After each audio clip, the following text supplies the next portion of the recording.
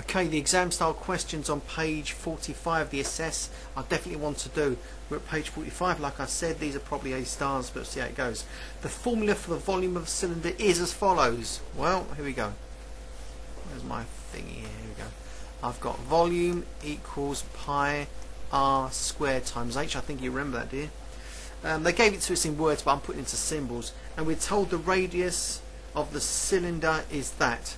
So radius is going to be 2 root 3, and I'm told the height is going to be 1 over root 2. Well, that's helpful, isn't it? That's all I need to know.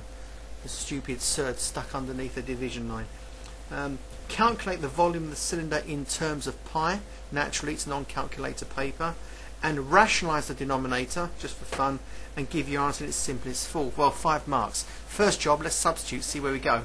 Right, the volume's going to be pi multiplied by the radius squared, which is 2 root 3 squared, and then we're going to multiply that by the height, 1 over root 2. That's got to get a mark, isn't it? Right, what do we got? Pi times, time to go yellow now, so we're into the dark buildings.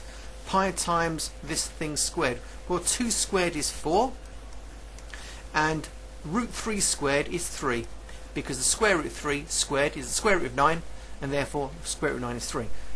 So there you go, I've got 4 times pi times 3 times 1 over root 2. Let's simplify it a little bit.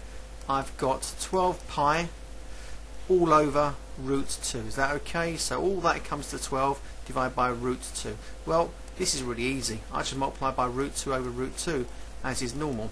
Upstairs we got 12 pi times root 2 divided by the root of 4, which is 2. Take it one step further, 12 over 2 is 6. I've got 6 pi multiplied by root 2. That was easy. Didn't even need to think about that one. What about the next one? This is question 2, probably the most vicious one. It doesn't look that bad, it just looks terrifying. Here we go then. I've been given this, I've got square root of x times 50, so it's got written down in the book. When you divide that by the square root of 5, where are we? That's going to equal 4 lots of root 5. And here's the punchline. Find the value of x, 4 marks. Alright, well, it's an equation. It's got horrible roots everywhere. The whole place is covered in surds. Well, if it's a regular equation, I better get rid of this root 5 by taking next door and multiplying. Here's my next step. I've got root x times 50 makes 4 lots of root 5, and we're taking this over next door, times root 5. Looks easy so far. Hope I don't fall into a trap. X times 50, what have we got? I've got 4 times root 5 times root 5.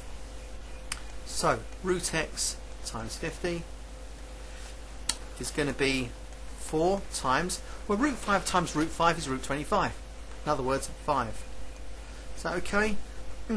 So root x times 50 equals 20. Taking over the 50 and dividing, I've got x equals 20 over 50, obviously cancelling down zeros to simplify the fraction. So the square root of x is 2/5, therefore x on its own has got to be 2/5 squared. In other words, 2/5 multiplied by 2/5, otherwise known as 4/25. And what does the question say? Find the value of x. The value of x is 4 over 25, and I think that's absolutely brilliant. And I'm going to stop, and I'll bid you good evening for now. Work to continue later on. Your job is just to study hard. See you later.